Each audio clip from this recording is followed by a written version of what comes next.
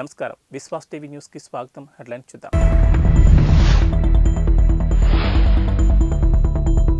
నేడు రాప్తాడుకు వైసీపీ అధినేత. రాప్తాడులో సిద్ధం సభ ఏర్పాట్లు పూర్తి.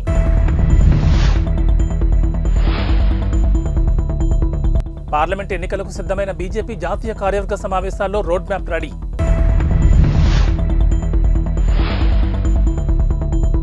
వనదేవతల జాతరకు పోటెత్తుతున్న భక్తులు. ప్రత్యేక బస్సులు, స్పెషల్ ట్రైన్ సౌకర్యం. టీటీడీ మే నెల టికెట్స్ విడుదల. స్వామి దర్శనానికి అశేష భక్తజనం.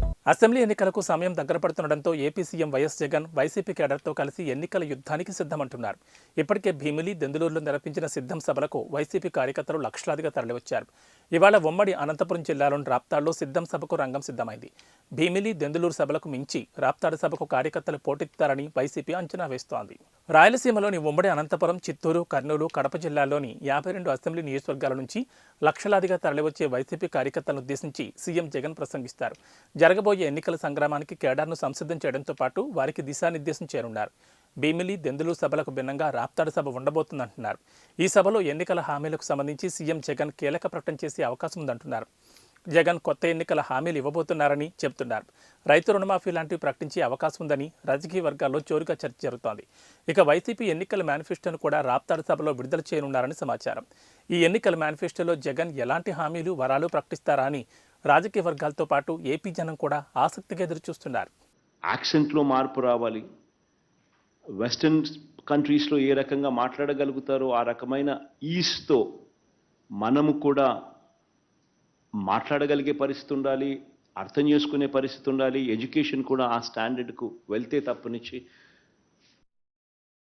భవిష్యత్తు మారదు. లోక్సభ ఎన్నికల వేళ తెలంగాణలో పొత్తులపై కేంద్ర మంత్రి, తెలంగాణ బీజేపీ అధ్యక్షుడు కిషన్ రెడ్డి స్పష్టత ఇచ్చారు. రాష్ట్రంలో ఎట్టి పరిస్థితుల్లోనూ ఏ పార్టీతోనూ పొత్తులు పెట్టుకోబోమని తెలిపారు. తమ పార్టీ ఒంటరిగానే పోటీ చేస్తుందని చెప్పారు.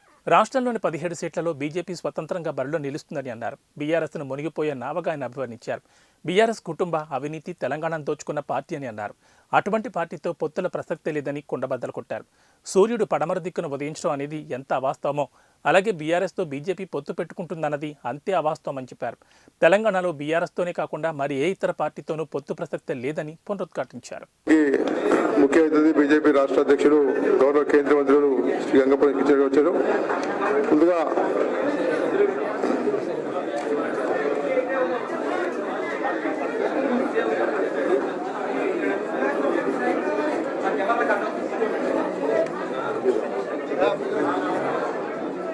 ముందుగా ఈరోజు బీజేపీలో చేరిపోతున్నటువంటి శ్రీ వెల్లాల రామ్మోహన్ రావుని వేదిక మీదకి వచ్చేసి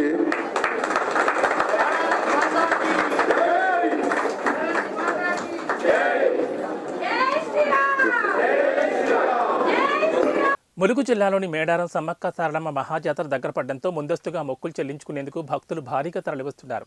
శనివారం వనదేవతల దర్శనానికి పోటెత్తారు. ముందుగా జంపన్న వాగులో పుణ్యస్నానాలు ఆచరించి కళ్యాణ కట్ట వద్ద తలనీలాలిచ్చారు. ఎత్తు బంగారంతో క్యూలైన్లలో గద్దెల వద్దకు చేరుకుని వనదేవతలకు సారె, బెల్లం సమర్పించారు. ప్రభుత్వ సలహాదారు హర్కర వేణుగోపాలరావు వనదేవతలు దర్శించుకున్నారు. ఎత్తు, బెల్లం, సారే సమర్పించి మొక్కులు చెల్లించుకున్నారు. ఆలయ సంప్రదాయం ప్రకారం ఎండోమెంట్ అధికారులు ఆయనకు స్వాగతం పలికి పట్టు వస్త్రాలు సమర్పించారు. భక్తుల తాకిడి ఎక్కువగా ఉండడంతో అధికారులు జంపన్న వాగులోని ట్యాప్లన్నింటికీ నీటి సప్లై ఇచ్చారు. జిల్లా పంచాయతీ అధికారి వెంకయ్య ఆధ్వర్యంలో పారిశుద్ధ్య పనులు నిరంతరం కొనసాగుతున్నాయి. ఎండోమెంట్ అధికారులు భక్తుల కోసం క్యూలైన్లలో చలువ పందులు ఏర్పాటు చేశారు. మేడారం జాతర నేపథ్యంలో ఆర్టీసీ అధికారులు ఆదివారం నుంచి స్పెషల్ బస్సులు అందుబాటులో ఉంచుతున్నారు. హనుమకొండ, జనగామ డిపోల్లో ప్రత్యేకంగా బస్ స్టాప్లు ఏర్పాటు చేశారు. వరంగల్ రైల్వే స్టేషన్ ఎదురుగా ఉన్న న్యూ బస్ స్టేషన్ నుంచి మేడారానికి 430 స్పెషల్ సర్వీసులు నడుపుతున్నట్లు హనుమకొండ ఆర్టీసీ వెల్లడించింది. మేడారం జాతరకు 6000 ప్రత్యేక బస్సులు తెలంగాణ ఆర్టీసీ నడుపుతోంది. అటు కేంద్ర ప్రభుత్వం మేడారం జాతర కోసం 30 ప్రత్యేక రైళ్ల సదుపాయం కల్పించింది. మేడారాన్ని మొత్తం 8 జోన్లుగా అధికారులు విభజించి పారిశుద్ధ్య కార్యక్రమాలు నిర్వహిస్తున్నారు.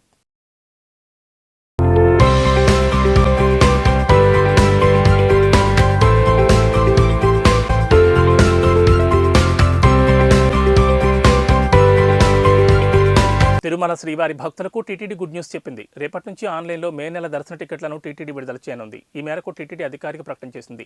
రేపు ఉదయం 10 గంటల నుంచి ఈ నెల 21 ఉదయం 10 గంటలకు ఆర్జిత సేవలకు లక్కీ డిప్ విధానంలో పొందడానికి రిజిస్ట్రేషన్ చేయించుకోవాలని టీటీడీ వెల్లడించింది. ఇక 21 మధ్యాహ్నం 12 గంటల నుంచి 23 వరకు మధ్యాహ్నం 12 గంటల వరకు లక్కీ డిప్ విధానంలో టికెట్లు పొందిన భక్తులు వాటిని ఆన్లైన్ విధానంలో పేమెంట్ చేసి టికెట్లు పొందేందుకు గడువు ఉంటుందన్నారు.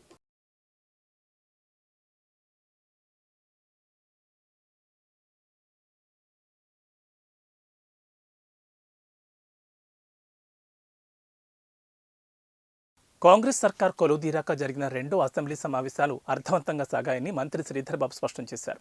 2 కీలక తీర్మానాలతో పాటు చాలా అంశాలపై ప్రజలకు స్పష్టత ఇచ్చామని పేర్కొన్నారు. బాధ్యత గల ప్రతిపక్ష నాయకుడు సభకు రాకపోవడం విడ్డూరమన్న మంత్రి నల్గొండ సభలో రాజకీయాలు చేశారంటూ ఆక్షేపించారు. మేడిగడ్డ కుంగినందుకు బాధ్యత వహిస్తూ రాష్ట్ర ప్రజలకు కేసీఆర్ క్షమాపణ చెప్పాలన్నారు. సమావేశాలు 45 గంటల 32 నిమిషాల పాటు సాగాయి. 64 మంది ఎమ్మెల్యేలు శూన్య గంటలో వివిధ అంశాలపై మాట్లాడే అవకాశం దక్కింది. 2 తీర్మానాలు, 3 బిల్లులు, ఒక అంశంపై స్వల్పకాలిక చర్చ జరిగింది. సమావేశాల్లో సుదీర్ఘంగా కాళేశ్వరం ప్రాజెక్టు, మేడిగడ్డ కుంగుబాటు, గత ప్రభుత్వ హయాంలో అవినీతి, అక్రమాలు, కృష్ణా జలాల వాటాలో రాష్ట్రానికి జరిగిన అన్యాయం, కులగణన తీర్మానం వంటి అంశాలపై సభలో సుదీర్ఘంగా చర్చించారు. మండలి 11 గంటల పాటు నడిచింది.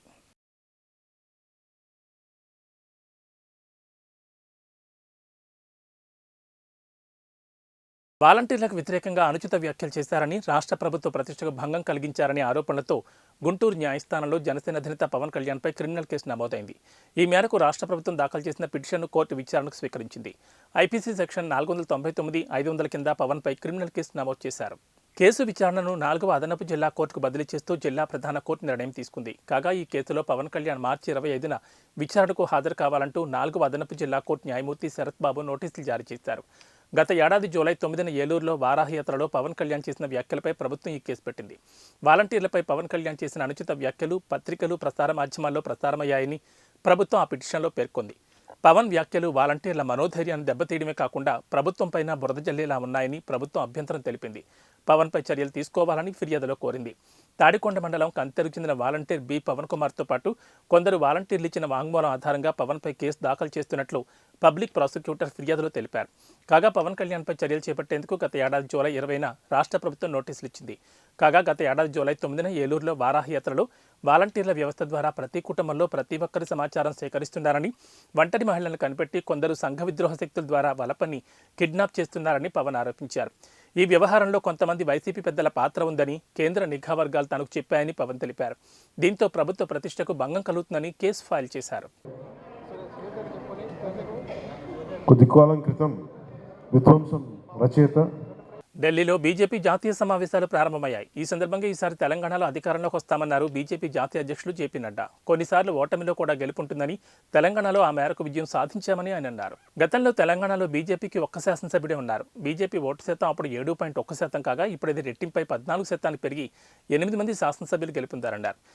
తెలంగాణలో ఈసారి వదిలిపెట్టేది లేదని, తెలంగాణలో కూడా ఈసారి ప్రభుత్వం ఏర్పాటు చేస్తామన్నారు జేపీ నడ్డా. అందుకు సన్నద్ధమవుతున్నామని, మోడీ నాయకత్వానికి ప్రజలు మద్దతు ఇవ్వడం వల్లనే అన్ని రాష్ట్రాల్లో ఇంతటి గొప్ప ఫలితాలు రావడానికి కారణమన్నారు జేపీ నడ్డా.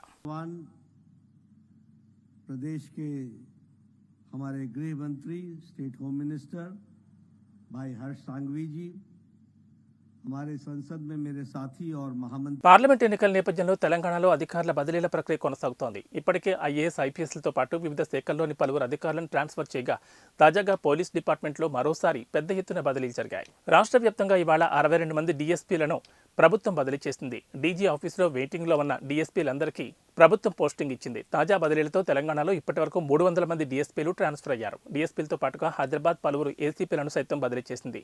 ఈ మేరకు హోంశాఖ కార్యదర్శి ఉత్తర్వులు జారీ చేశారు. రేవంత్ సర్కార్ సంచలన నిర్ణయాలు తీసుకుంటోంది. రాష్ట్రంలో కాంగ్రెస్ ప్రభుత్వం వచ్చినప్పటి నుంచి రూల్స్ అన్ని మారిపోతున్నాయి. ఇక హైదరాబాద్ ట్రాఫిక్ పై రేవంత్ రెడ్డి ప్రత్యేక దృష్టి సారించారు. ఇందుకోసం అవసరమైతే ట్రాఫిక్ రూల్స్ మార్చేందుకు కూడా వెనుకాడొద్దని ప్రభుత్వం నుంచి సంబంధిత అధికారులకు స్పష్టమైన ఆదేశాలు అందాయి. దీంతో హైదరాబాద్ సిపి, ట్రాఫిక్ అధికారులు రంగంలోకి దిగారు. కీలక ఉత్తర్వులు జారీ చేశారని, ట్రాఫిక్ నిబంధనలు పాటించుకుంటే కఠిన చర్యలు తీసుకుంటామని హెచ్చరించారు. ఇక నుంచి నిరంతర ట్రాఫిక్ నియంత్రణ చర్యలు చేపడతామన్నారు. ట్రాఫిక్ నిబంధనలు పాటించిన, పార్కింగ్ను ఆక్రమించిన వారిపై చర్యలు తీసుకుంటామని హెచ్చరించారు. నిబంధనలు పాటించుకుంటే చలాన్ జారీ చేసి జరిమానాలు వసూలు చేస్తామని హెచ్చరించారు. నిబంధనలు ఉల్లంఘిస్తే ఎవరిని వదిలిపెట్టరు. గూడ్స్ వాహనాలతో రద్దీ పెరుగుతుందని, నిర్ణీత సమయంలో మాత్రమే నగరం లోపలికి రావాలని సూచించారు. ఇతర సమయాల్లో వస్తే చలాన్లు జారీ చేస్తామని హెచ్చరించారు. ట్రాఫిక్పై కొత్త నిబంధనలు తీసుకురాబోతున్నామని, హైదరాబాద్ ట్రాఫిక్ లెస్ సిటీగా మారుతుందని చెప్పారు.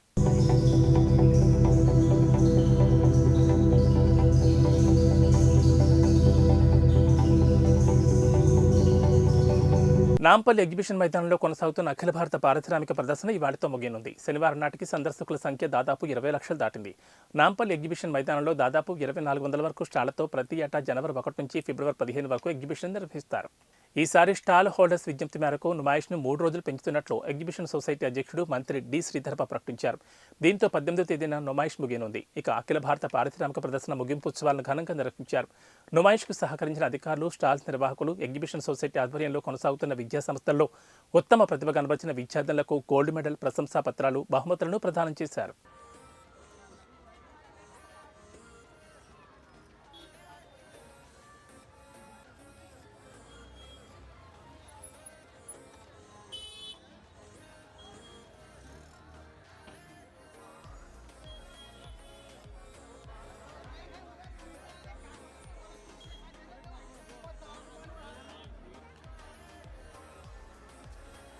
ఏబీ బులెటిన్ విశేషాలు. నమస్కారం.